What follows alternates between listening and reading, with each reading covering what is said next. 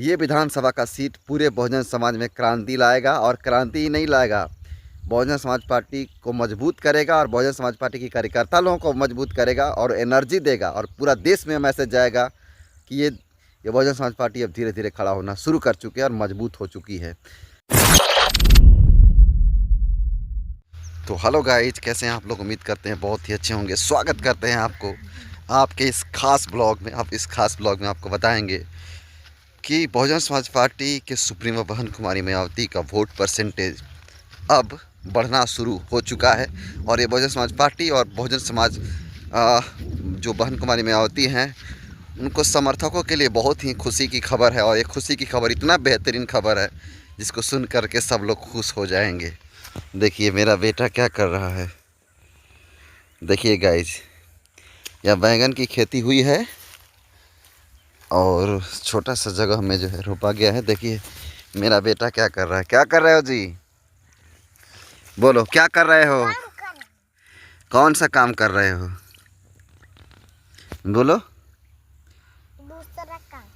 खुशी की खबर ये है कि बहुजन समाज पार्टी की मुखिया बहन कुमारी मायावती, जो बहुजन महापुरुषों के विचारधारा को आगे बढ़ाने के लिए लगातार प्रयत्न रहती हैं और दलित शोषित बनती बहुजन समाज के लिए काम करती हैं, उनके कार्यकर्ता भी काम करते हैं। अब उनका जो सोच है धीरे धीरे पूरा शुरू होना स्टार्ट हो चुका है। कुछ लोग तो इस चीज़ का भी विरोध करेंगे, लेकिन बहन कुमारी मायावती का जो सपना है वो बहुजन समाज को हुक्मरान बनाना, जिन्होंने मान्यवर कांशीराम साहब ने जो सपना देखा था, उस सपने को पूरा करने के लिए बहन कुमारी मायावती तैयार हैं। और अब उनके कार्यकर्ता भी काफ़ी तैयारी के साथ तैयारी कर रहे हैं और उसका परिणाम भी आने वाला है। आपको बता दें कि अभी जब लोकसभा 2024 का चुनाव हो, उसका रिजल्ट आए, तो कुछ जगह ऐसे थे जहाँ पे विधायक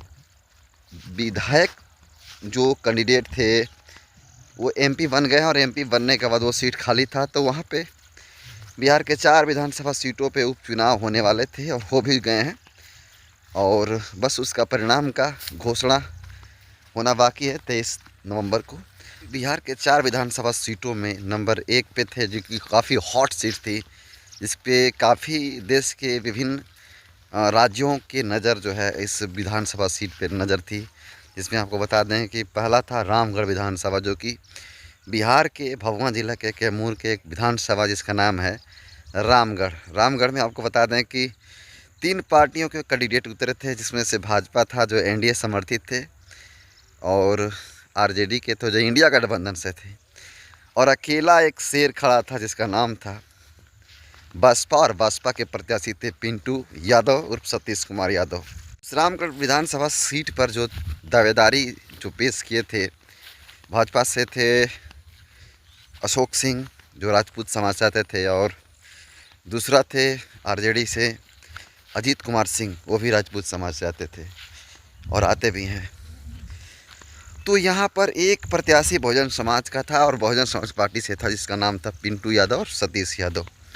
आपको बता दें कि वहाँ पे आरजेडी के जो प्रदेश अध्यक्ष हैं, जिनका नाम जगतानंद सिंह, जो कि काफ़ी राजपूत समाज से आते हैं, और वहाँ पे फॉरवर्डों की जो वोट परसेंटेज है बहुत ही कम है, और इतना कम है लगभग 10 से 15 हज़ार के आसपास मुझे लगता है होगा उन लोगों का वोट परसेंटेज।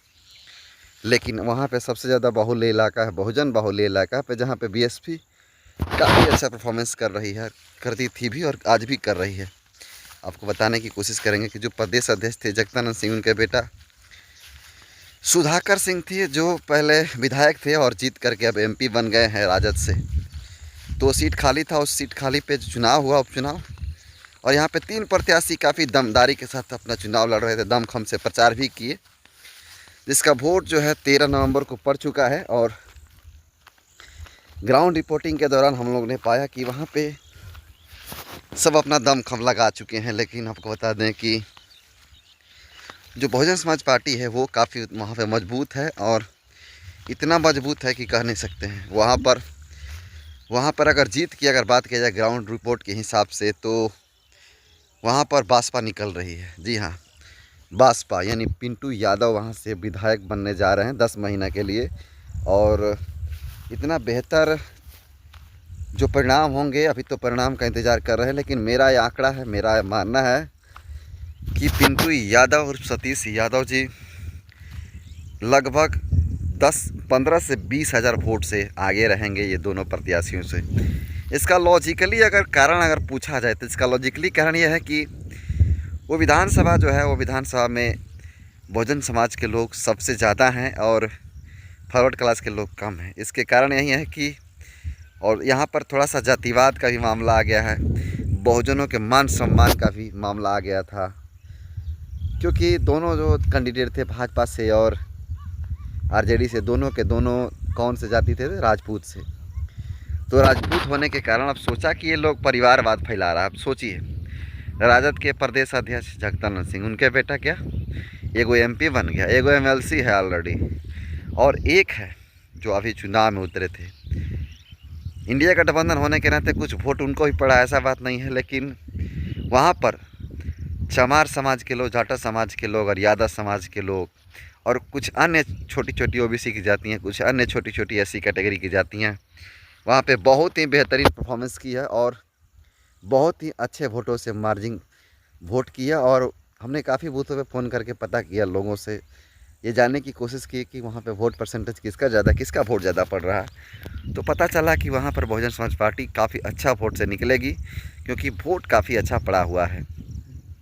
आपको बताने की कोशिश करेंगे कि लगातार वहाँ पे पिंटू यादव ज़मीन पे काम कर रहे हैं। तो कुछ लोग हैं जो कहते थे कि बहुजन समाज पार्टी अब ख़त्म हो चुकी है, वो ख़त्म होने के कगार पे है। तो ये विधानसभा का सीट पूरे बहुजन समाज में क्रांति लाएगा, और क्रांति ही नहीं लाएगा, बहुजन समाज पार्टी को मजबूत करेगा और बहुजन समाज पार्टी के कार्यकर्ता लोगों को मजबूत करेगा और एनर्जी देगा, और पूरा देश में मैसेज जाएगा कि ये बहुजन समाज पार्टी अब धीरे धीरे खड़ा होना शुरू कर चुकी है और मजबूत हो चुकी है।